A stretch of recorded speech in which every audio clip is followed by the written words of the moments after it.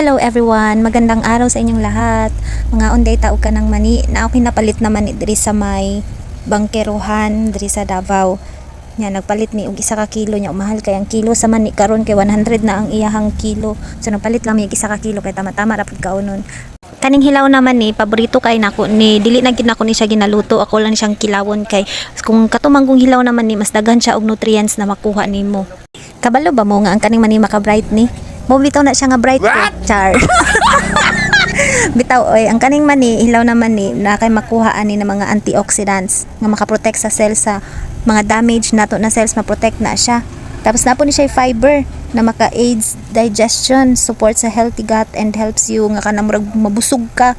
Nya maka-help po ni siya sa ato ang para dili ka man namubok, pero ang sa pagtambok manggod kay kailangan po gina siya og exercise para gid mapayat ka. Pero kani siyang mani kay maka-control ni siya calorie intake.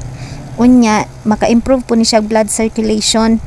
Tapos naa po ni siya vitamin E nga pinaka-strong antioxidant na maka-help ma-prevent atong aging. Matigulang mangyud ta padulong, pero ang kani siyang vitamin E nga na sa mani kay makahatag ni siya og kanang medyo mudugay-dugay pa jud tagkatigulang atong panit.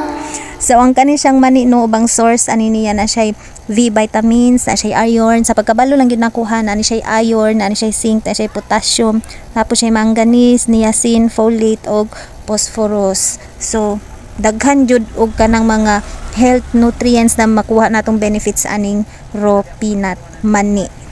So kana na time no kay nangaligo mi dira sa may Villa de Campo 5 sa may Kalinan na siya banda. Unya nagbaon ko og mani kay para tipid. Dugay ba morot ang mani na ninayon ni mo kaon din na. Unya kadugayan nimo sige kaon og mani sige usap-usap manakit na imong panga. So dili na kaganahan mo kaon sa uban pang pagkaon kay sakit naman ni inguya. So mo na siyang nahitabuan na nagbaon ko og mani para makatipid jud ko dira guys. Og additional lang po dahil no nga makahatag og information sa inyo sa akong nabalaan lang yun ha. Kung too much intake pud, too much kaon lang pud nimo sa mani, dili pud siya maayo. So dapat moderate lang jud para makuha nimo to iyang mga nutrients nga makahatag sa imong health benefits sa imong body. Kay kung masubraan po nimo kaon aning mani, ang iya pong side effects no kay kanang magano ka kanang magkalibang, magtait-tait, magkalibanga ka. Mao na siya, dili pud nimo pasubraan. Kamo ganahan pod ba mo og mani nga kanang dili na lutoon? So mo lang to guys, thank you for watching. Salamat sa ato mga chika ginagmay unta na minabalan about sa mga health benefits aning raw peanut kaning hilaw na mani.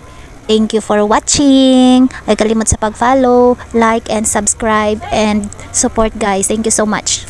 Always be happy guys and God bless us all.